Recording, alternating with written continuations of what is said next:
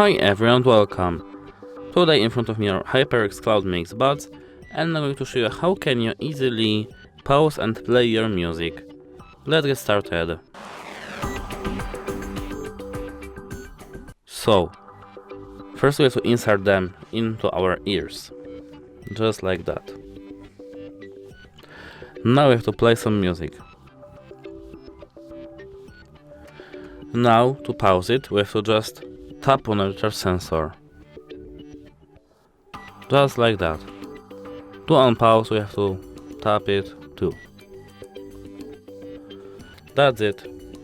Our touch sensor is located over there.